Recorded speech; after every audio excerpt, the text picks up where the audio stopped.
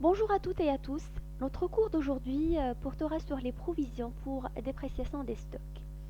Cette vidéo, bien entendu, s'inscrit dans le cadre des cours portant sur les provisions pour dépréciation des éléments d'actifs.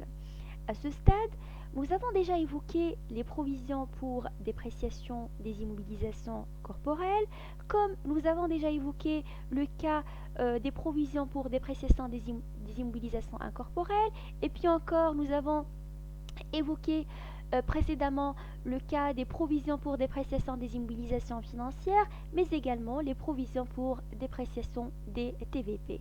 Et du coup, à l'instar de ces éléments déjà cités, déjà évoqués, les stocks peuvent également subir une dépréciation ou bien un amoindrissement. Et donc, en matière de stock, il faut tout simplement comparer entre la situation finale, c'est-à-dire le stock qui apparaît au niveau de mon bilan de clôture, avec le stock qui apparaît au niveau de ma situation initiale, c'est-à-dire au niveau du 1er janvier et donc de mon bilan d'ouverture. Et donc, à partir du moment où on constate une dépréciation, ce qu'on appelle un amoindrissement de la valeur, il va tout simplement falloir constater à travers les comptes de provision, et ce, en vertu du principe de prudence, cette dépréciation ou bien cet amoindrissement de la valeur des stocks par rapport à la situation initiale. Mais avant de parler provision, permettez-moi tout d'abord de revenir sur les différentes catégories de stocks qu'on peut retrouver au niveau de notre actif de l'entreprise. Eh bien, si l'on se réfère au plan comptable général, on peut faire la distinction entre quatre grandes catégories de stocks. Le stock de marchandises, le stock de matières premières, le stock de produits en cours et enfin le stock de produits finis. Donc lorsque je parle de stock de marchandises, et donc là c'est le compte 3111, et bien tout simplement, dire que je possède un stock de marchandises veut dire automatiquement que je possède des matières qui vont être vendues dans l'état. Autrement dit, ce sont les matières qui vont être vendues sans subir aucun processus de transformation.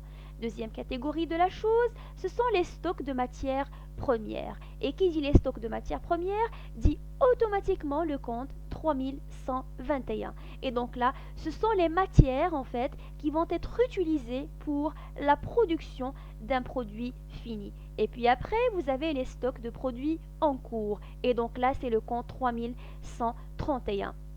Donc là, pour les stocks de produits en cours, ce sont tout simplement les produits en fait semi-finis, c'est-à-dire ce sont les produits qui n'ont pas subi la totalité ou bien l'intégralité en fait du processus de production.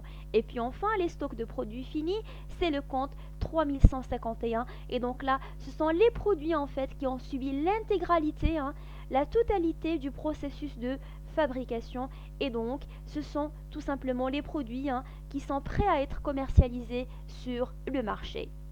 Alors, maintenant qu'on a compris en fait les différentes catégories de stock qu'on retrouve au niveau de la situation patrimoniale de l'entreprise, force est de revenir sur la constatation comptable de la chose, la constatation comptable de ces catégories de stock tout simplement. Eh bien, pour pouvoir constater un stock, peu importe, j'ai besoin de me poser une question. Donc laquelle?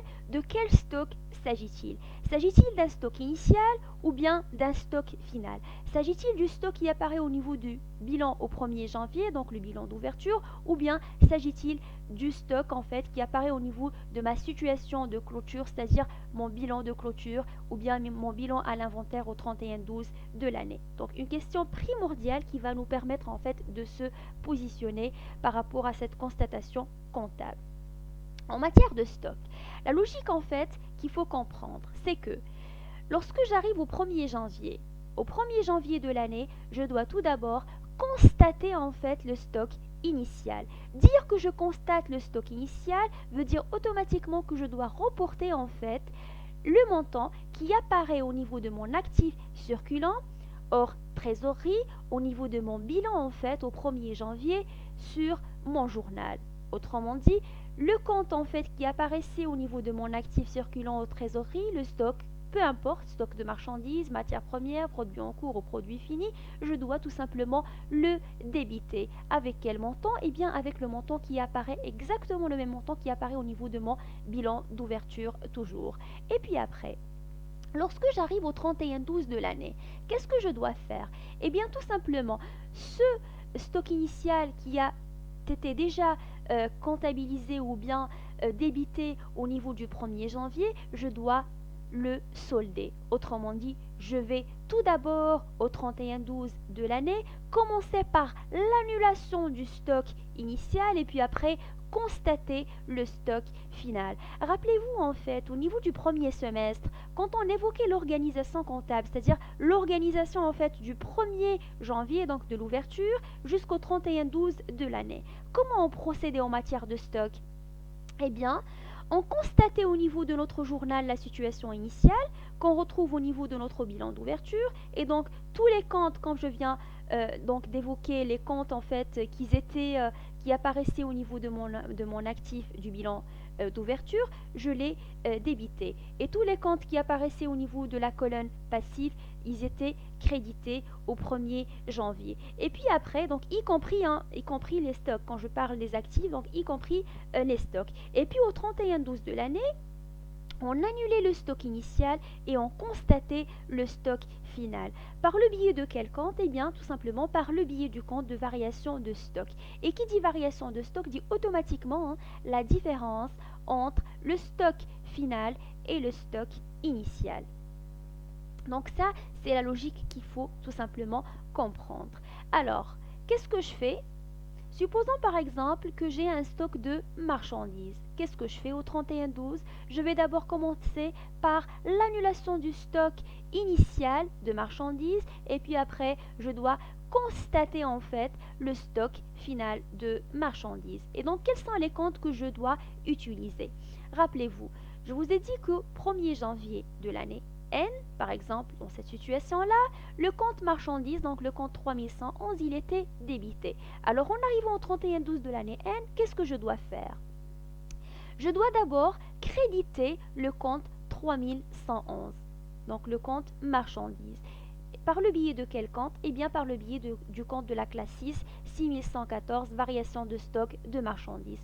Avec quel montant? Eh bien avec le montant qui apparaît sur ma situation initiale, avec le stock initial. Et donc là, c'est l'annulation de mon stock initial. Et puis après, je dois constater en fait mon stock final. Et donc pour pouvoir le constater, je dois débiter le compte 3111 marchandises et créditer le compte 6114 variation de stock de marchandises. Et donc là, c'est l'annulation du stock initial et là, clair et net, c'est la constatation du stock final. Donc là, bien entendu, je répète encore une fois, ce sont les comptes que je peux utiliser lorsqu'il s'agit en fait de stock de marchandises. Exactement la même logique pour les autres catégories de stock, en l'occurrence pour les matières premières, sauf que là en fait les intitulés des comptes et les numéros de compte vont changer. Et donc là, pour les matières premières, je dois tout d'abord au 31-12 de l'année commencer par l'annulation de mon stock initial et donc je dois créditer le compte 3121 de matières premières et débiter le compte 6124 variation de stock de matières premières. Donc ça c'est l'annulation de mon stock initial et du coup là je vais débiter avec le montant du stock initial et créditer avec le montant du stock initial. Et puis après je dois constater le stock final. Et qui dit constater le stock final, je dois débiter le compte 3121 matières premières et créditer le compte 6124 variation de stock de matières premières. Avec quel montant? Toujours avec le montant du stock final. Exactement la même logique pour les produits en cours. Et par conséquent, pour les produits en cours, je vais d'abord commencer par l'annulation du stock initial et donc je vais utiliser le compte variation de stock de produits en cours, le compte 7131 et je vais créditer le compte 3131 produits en cours. Et puis après, je vais constater en fait le stock final. Et donc là, je débite le compte 3131 produits en cours et je crédite le compte 7131 variation de stock de produits en cours, toujours avec quel montant? Avec le montant du stock final. Exactement la même logique, encore une fois, pour les produits finis, mais avec d'autres comptes. Alors pour les produits finis, qu'est-ce que je fais? D'abord, j'annule le stock initial. Donc je crédite le compte 3151 de produits finis, je débite le compte 7132 variations de stock de produits finis et puis après je constate le stock final, c'est-à-dire je vais débiter le compte 3151 de produits finis et je vais créditer le compte 7132 variations de stock de produits finis.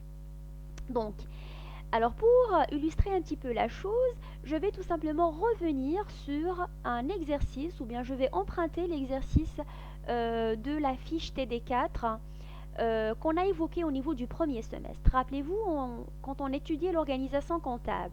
Et donc, il s'agit de la société Nougador. Donc là, on avait un bilan d'ouverture et puis après, on avait un bilan de clôture. Donc, prenons l'exercice en fait qui apparaissait au niveau de la fiche TD numéro 4, la société Nougador.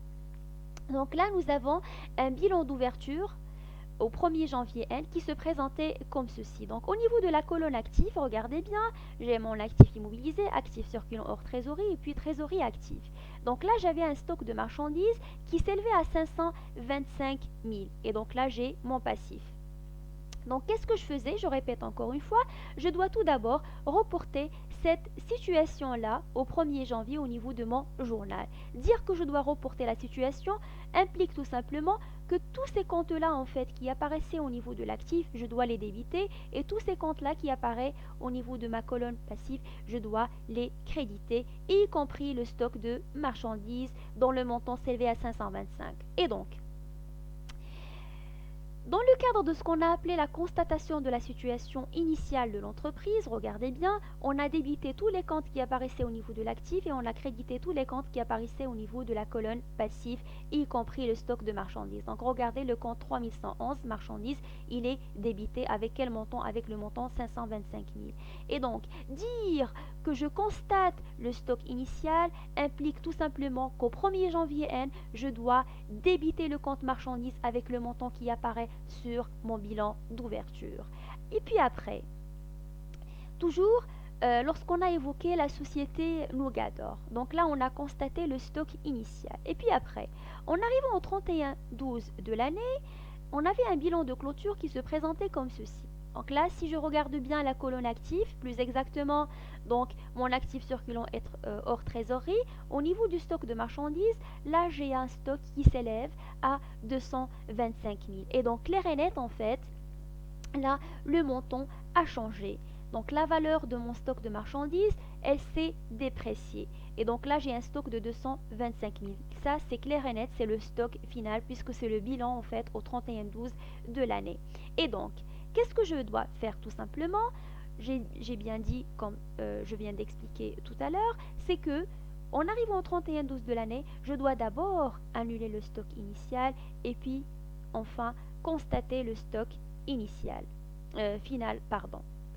Et donc, dire que je dois annuler le stock initial, donc les marchandises qui étaient débitées au 1er janvier, regardez bien, le compte 3111 qui était débité avec un montant de 525, dire que je dois annuler ce stock de marchandises revient tout simplement à dire que je dois le créditer. Donc je crédite le compte 3111 de marchandises avec un montant de 525 000 et je dois débiter le compte 6114 variation de stock de marchandises toujours avec le même montant. Et donc là, c'est l'annulation du stock initial. Et puis après, je dois constater le stock final. Et dire que je dois constater le stock final implique tout simplement que je dois débiter le compte 3111 de marchandises et créditer le compte 6114 variation de stock de marchandises. Avec quel montant? Eh bien, avec le montant qui apparaît sur mon bilan de clôture. Et donc là, regardez, marchandises 225 000.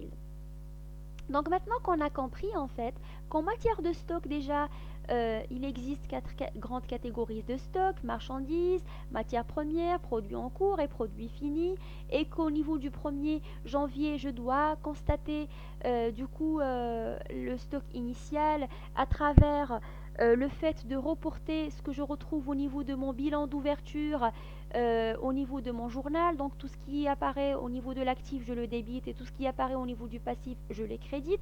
Donc ça, c'est la constatation du stock initial. Qu'on a compris qu'au 31-12 de l'année, je dois tout d'abord annuler le stock initial et puis après constater le stock final. On peut maintenant passer au vif du sujet et parler provision. Alors, exactement la même logique en fait que les cours précédents, dire une provision implique tout simplement la dépréciation ou l'amoindrissement de la valeur par rapport à une situation initiale, par rapport à une valeur d'origine. Et comme je viens d'évoquer, valeur d'origine en matière de stock, c'est tout simplement la valeur qui apparaît au niveau de mon bilan d'ouverture, tout simplement. Et donc, déjà, avant de parler provision, je dois comparer deux choses différentes, comparer mon stock initial et mon stock final. Donc, à partir de ma comparaison, j'ai deux cas qui peuvent se présenter. Soit je serai dans le cas d'une plus-value latente, et donc là, pas de provision à partir du moment où ça sera un gain latent, et donc, en vertu du principe de prudence, les gains ne sont comptabilisés que lorsqu'ils sont réellement acquis. Deuxième catégorie donc de la chose, c'est lorsque je peux avoir une moins-value. Et donc dire que je suis dans une situation de moins-value implique automatiquement en fait que je dois passer une provision. Donc je répète encore une fois, en matière de provision pour dépréciation de stock, je dois comparer deux choses différentes. Je dois comparer mon stock final, c'est-à-dire le stock au 31-12 de l'année, avec la valeur du stock au 1er janvier de l'année, c'est-à-dire le stock qui apparaît au niveau de mon bilan d'ouverture. Donc soit le stock final est supérieur au stock initial, et donc là, c'est comme si en fait j'ai réalisé une plus-value, c'est comme si j'ai réalisé un gain latent. C'est comme si je suis gagnante en fait. À partir du moment où je serai gagnante, donc là, pas de dépréciation parce que, en vertu du principe de prudence, les gains ou bien ne sont pas comptabilisés à partir du moment où ils sont probables. Un gain n'est comptabilisé dès lors qu'il est réellement acquis tout simplement. Deuxième catégorie donc de la chose, c'est lorsque la valeur du stock final est inférieure à la valeur du stock initial, c'est-à-dire le stock au 1er janvier. Et donc là, clair et net, je suis face à une situation de moins-value.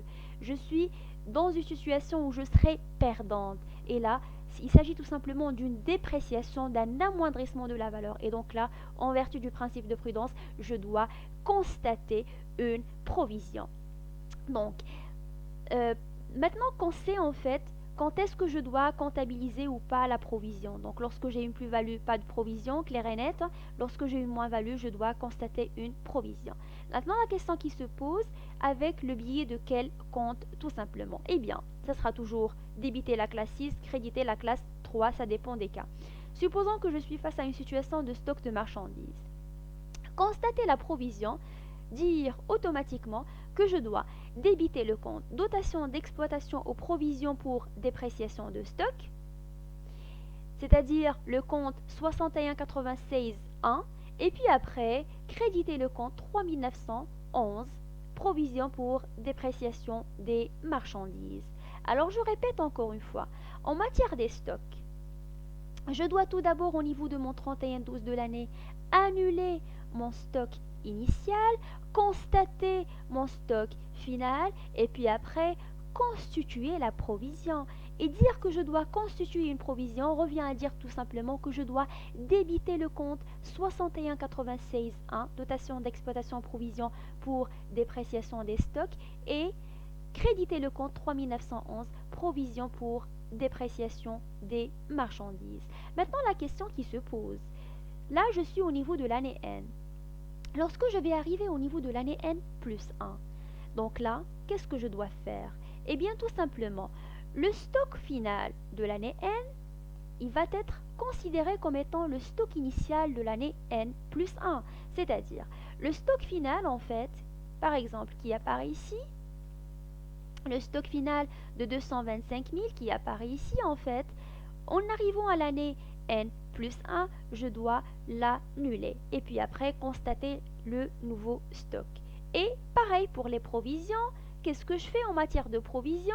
Donc la provision qui a été constituée en l'année N, lorsque je vais arriver à l'année N plus 1, elle ne sera pas valable tout simplement. Et dire qu'une provision ne sera pas valable, dire automatiquement que je dois l'annuler et constituer une nouvelle provision. Alors ce qu'il faut retenir en matière de provision pour dépréciation des stocks, c'est que vous avez 4 étapes tout simplement.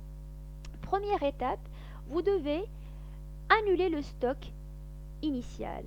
Annuler le stock initial par analogie veut dire annuler l'ancienne provision, c'est-à-dire la provision en fait qui a été constituée l'année précédente. Troisième étape, constituer la nouvelle provision, c'est-à-dire la provision en fait de l'année N plus 1.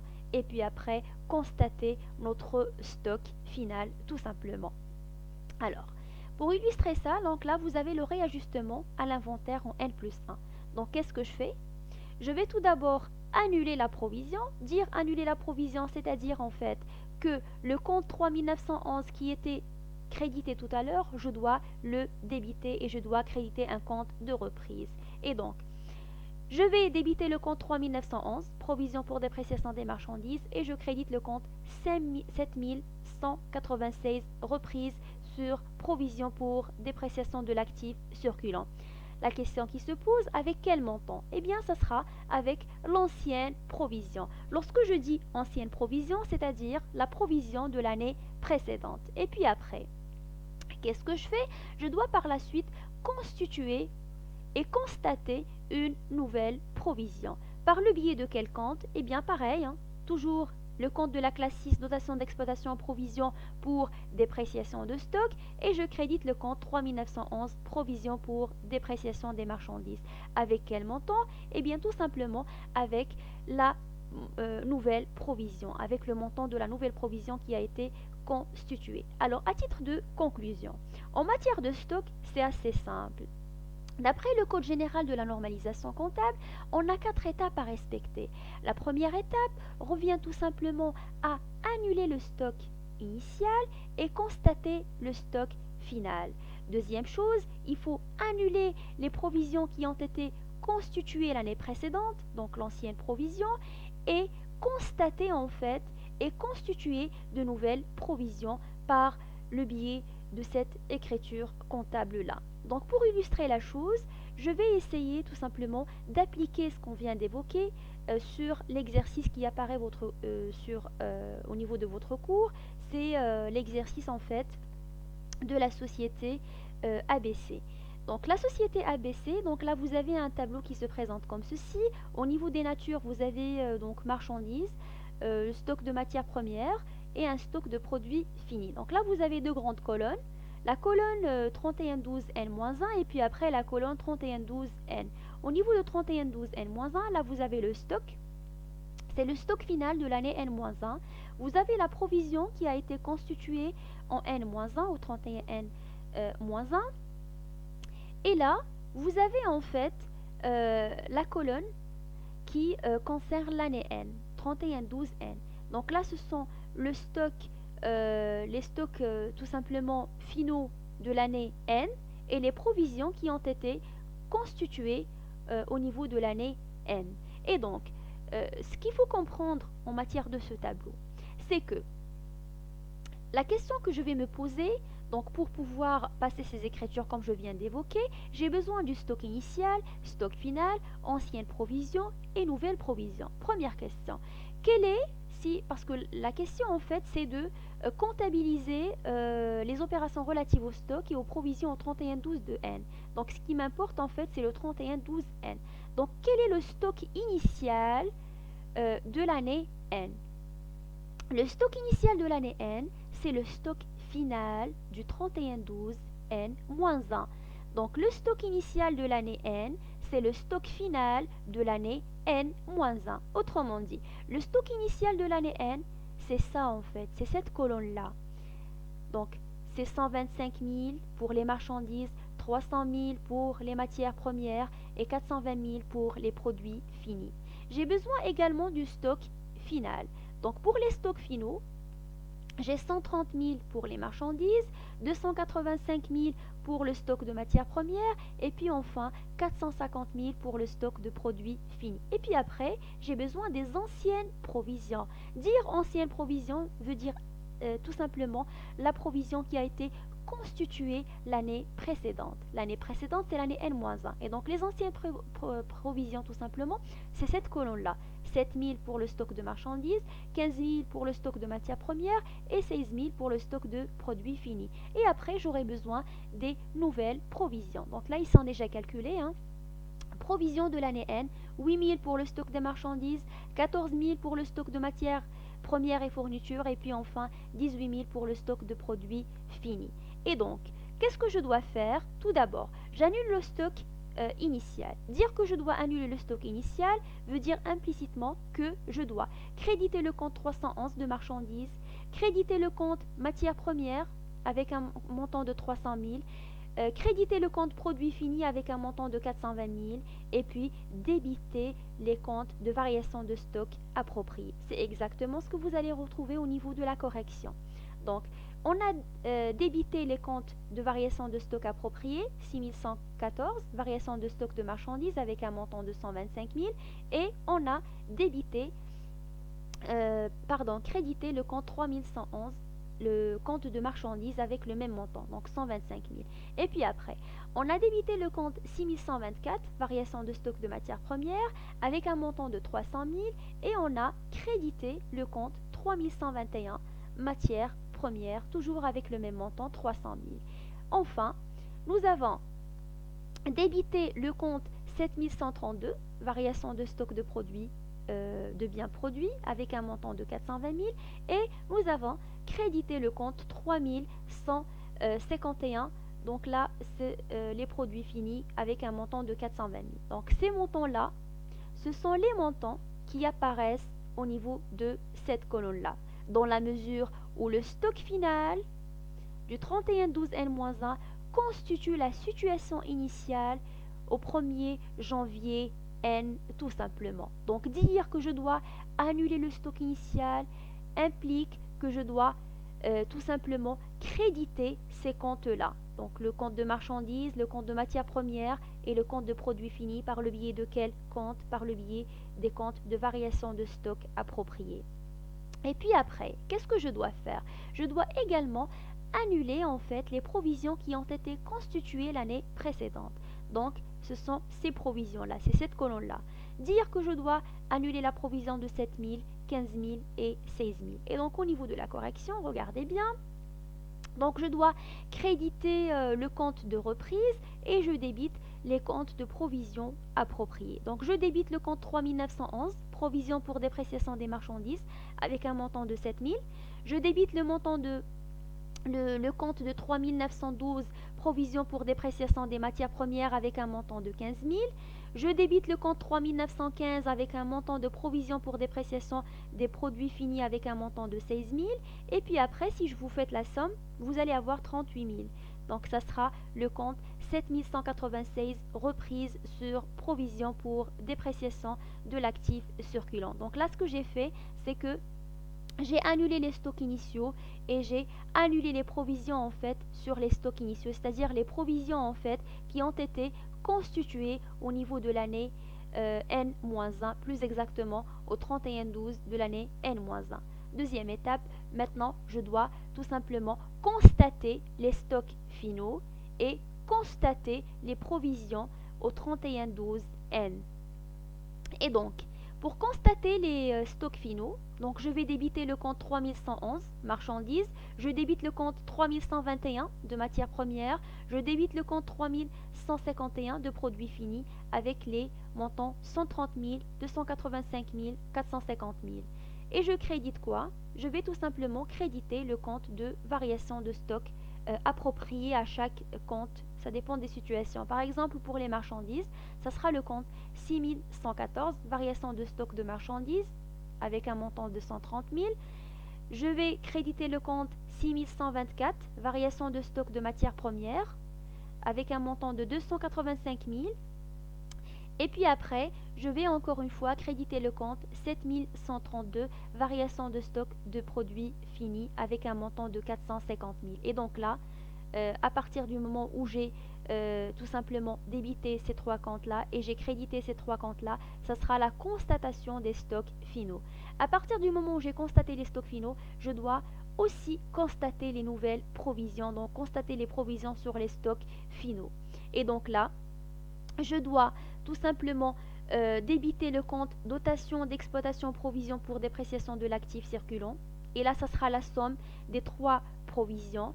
Et je vais créditer le compte 3911 pour les provisions pour dépréciation de marchandises avec un montant de 8000.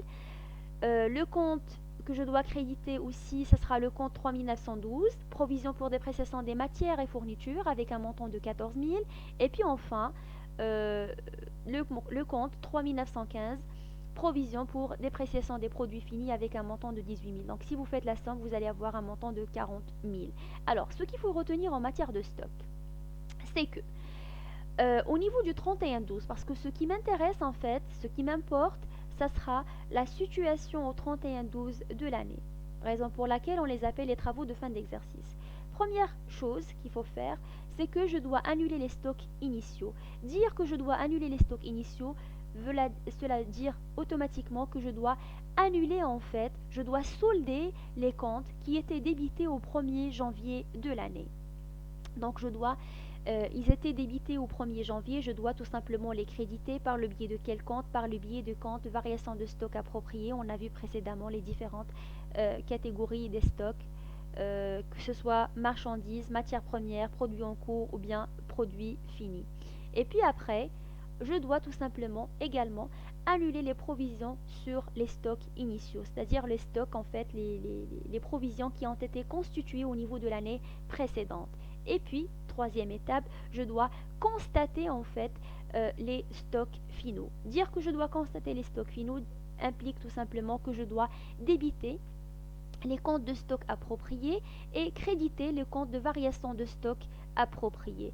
Et puis enfin, je dois constater donc les provisions, les nouvelles provisions, les provisions sur les stocks finaux. Et donc là, je vais utiliser le compte de la classe 6, dotation d'exploitation provision pour dépréciation de l'actif circulant, et je vais créditer les comptes de la classe 3. 3911, 3912, 3915, ça dépend des cas en fait, marchandises, matières premières ou produits finis. Et donc sur ce, j'espère en fait que vous avez bien assimilé et compris la chose, et je vous rends rendez-vous lors d'une prochaine vidéo qui va porter sur les provisions pour dépréciation des créances. Et merci pour votre attention.